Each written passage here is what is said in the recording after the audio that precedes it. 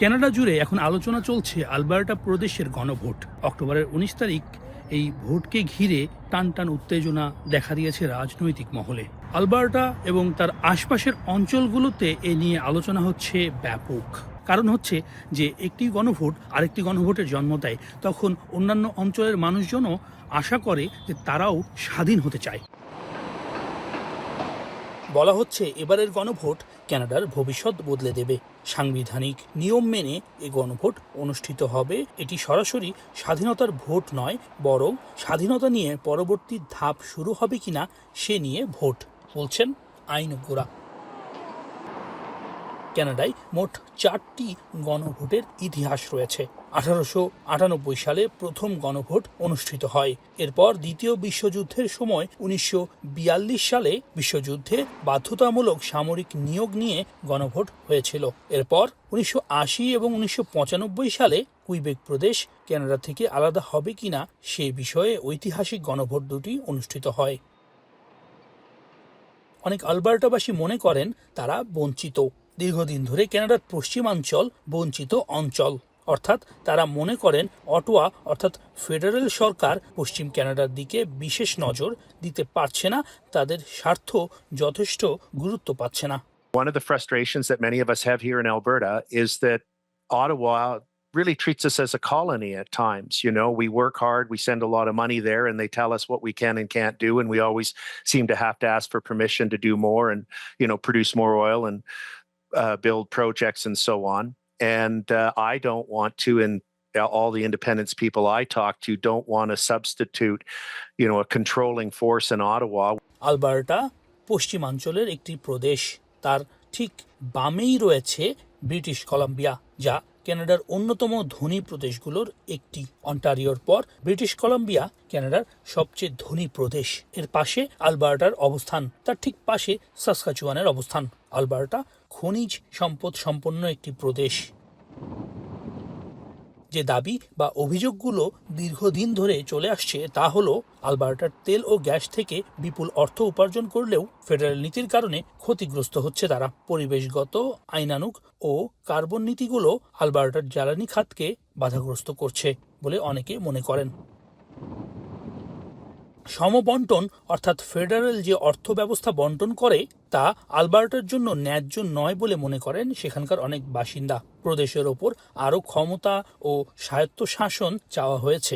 এছাড়া আলবার্টার আরেকটি গুরুত্বপূর্ণ দিক হলো সেখানে অনেক ফার্স্ট নেশন অর্থাৎ আদিবাসী জনগোষ্ঠী রয়েছে। তাদের দাবিও রয়েছে ভিন্ন ভিন্ন পরিপ্রেক্ষিতে। সেগুলো পূরণ না হলে তারাও সরকারের বিরুদ্ধে ভোট দিলে আলবার্টা বিচ্ছিন্ন হয়ে যাওয়ার যে শঙ্কা দেখা দিয়েছে সেটি আরও প্রবল হবে।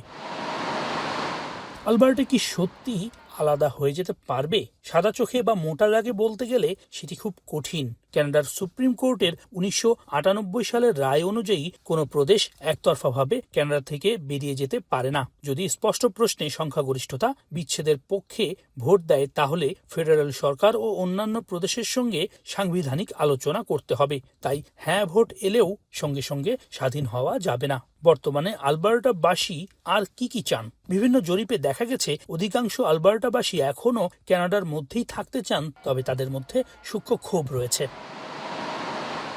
বলা হচ্ছে গণভোটের সময়সীমা যত এগিয়ে আসবে তত জরিপের ফলাফলগুলো গুরুত্বপূর্ণ হয়ে উঠবে, কারণ এখনও প্রায় 4 মাস বাকি আছে। সরকারের বিভিন্ন পদক্ষেপ দেখতে চান আলবার্টার মানুষজন।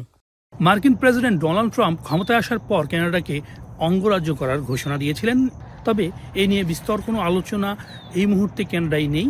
যে আলোচনা রয়েছে সেটি হলো গণভোট আগামীতে যেটি আসছে সেই বিষয়টি আসলে কি দাঁড়ায়।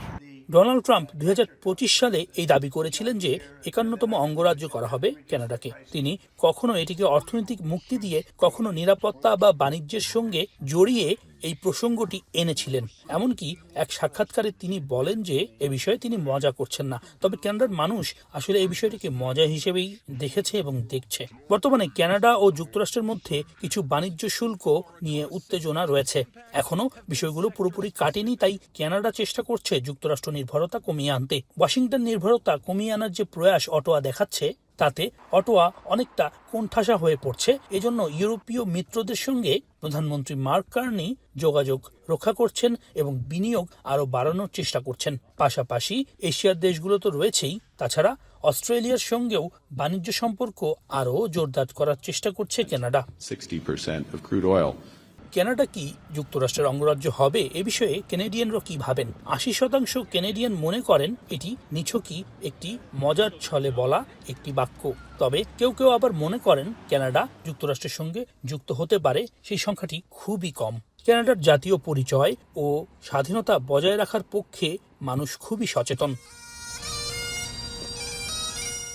কানাডাকে যুক্তরাষ্ট্রের অংশ করতে হলে কানাডার জনগণের ব্যাপক সমর্থন, কানাডার সংবিধান ও রাজনৈতিক অনুমোদন এবং যুক্তরাষ্ট্রের সংবিধান প্রক্রিয়া মেনে চলতে হবে, যা কোনোভাবেই সম্ভব নয়। তবে এখানে যে সমস্যাগুলো দেখা দিচ্ছে সেটি হচ্ছে কানাডার গণভোটের ব্যবস্থা এগিয়ে আসছে, অথবা কানাডায় গণভোট হচ্ছে, যা যুক্তরাষ্ট্রের ইন্ধনে হচ্ছে কিনা তা নিয়ে প্রশ্ন তুলেছেন অনেকে। আরেকটি বিষয় উল্লেখ না করলেই নয়, কানাডায় বিপুল খনিজ সম্পদ থাকার পরও এখন তেলের দাম ঊর্ধ্বমুখী। যুক্তরাষ্ট্র ইরান ইসরায়েল যুদ্ধের কারণে এই তেলের দাম যে বেড়েছে তা আর কমছে না। কোনো দিন তেলের দাম কমে আসলেও বিভিন্ন সময়ই এটি বেড়ে যাচ্ছে এবং মানুষকে দুর্ভোগ পোহাতে হচ্ছে। তেলের ওপর থেকে বাড়তি কর কমিয়ে আনা হলেও সেটি পুরোপুরি কার্যকরী ভূমিকা রাখছে না, ফলে মানুষজন অনেকটাই এখন কোণঠাসা, যেটি প্রধানমন্ত্রী মার্ক কার্নির ওপর বিরূপ প্রভাবও ফেলছে। আগামী দিনগুলোতে এই সংকটগুলো কাটিয়ে উঠতে না পারলে সরকারের ওপর মানুষের আস্থার সংকট দেখা দেবে।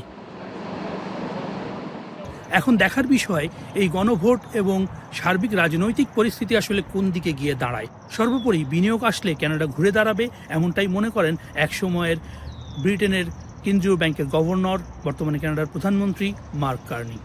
সৈয়দ ইফতেখার, এখন কানাডা।